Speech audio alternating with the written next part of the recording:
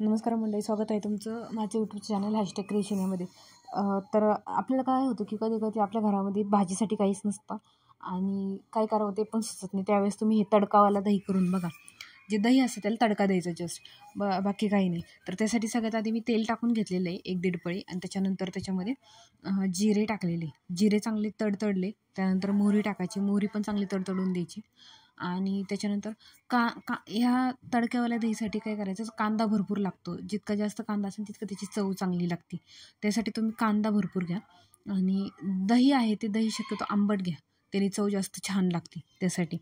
तर बघा, आता मी सगळ्यात आधी जिरे मोहरी तडतडून घेतलेले. त्यानंतर त्याच्यामध्ये आपण ते चांगले तडतडले की मग आपण त्याच्यामध्ये कांदा वगैरे बाकीच्या गोष्टी टाकणार आहोत. तर बघा, आता जिरे मोहरी हे चांगले तडतडून द्यायचे, कच्चे ठेवू नका कारण ते मग दाताखाली येतात त्यासाठी. तर ते टाकलेलं आहे आपण.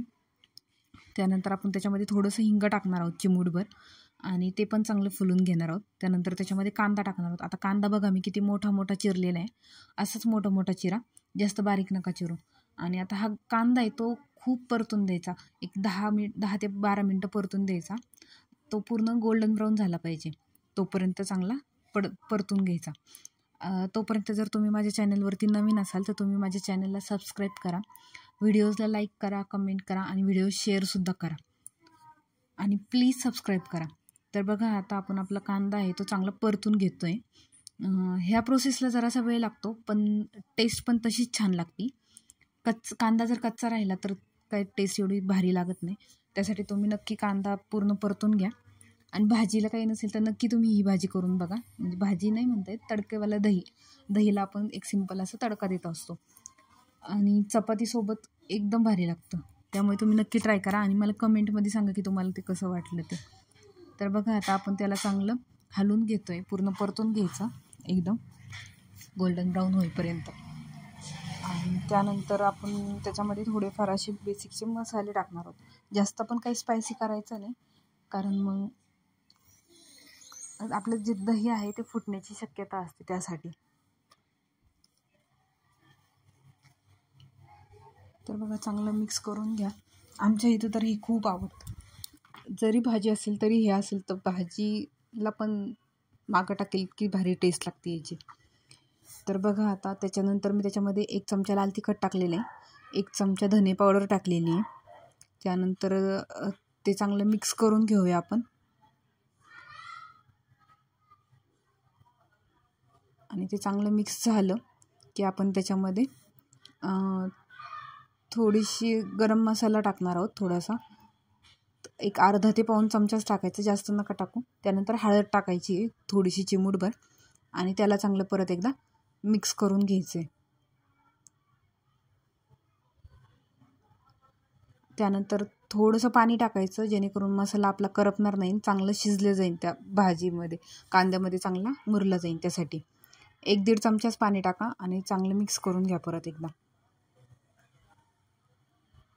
आणि आता हे पूर्ण मिक्स करून वगैरे झालं की आपण त्याला थंड होऊन देणार आहोत. कारण कसं, गरम गरम याच्यामध्ये जर आपण दही टाकलं तर ते पूर्ण दही फुटून जाऊ शकतं, खराब होऊ शकतं. त्यासाठी आपण हे चांगलं परतून घेतलं की आपण त्याला थंड करून घेऊया एकदम. आणि थंड करून झालं की मग आपण दही टाकणार आहोत. आता बघा, त्याच्यामध्ये मी चवीपुरतं मीठ टाकलेलं आहे आणि परत एकदा चांगलं हलवून घेतलेलं आहे.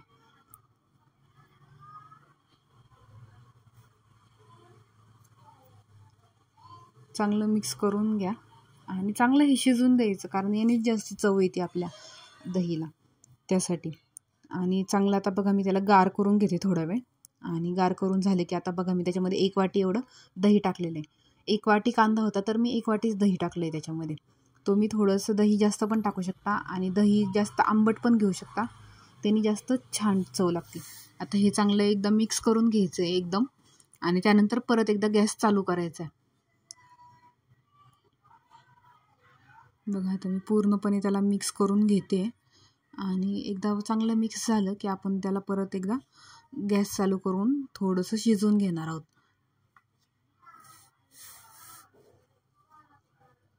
बघा, आता किती छान प्रॉपर एकदम मिक्स झालेलं आहे. एकदा चांगलं मिक्स करून घेऊया. आणि पूर्ण ते कांद्याचा मसाला आहे तो पूर्ण गार झाल्यानंतरच दही टाका. गरम गरम याच्यामध्ये दही टाकू नका, कारण मग ते दही फुटून जाईल त्यासाठी.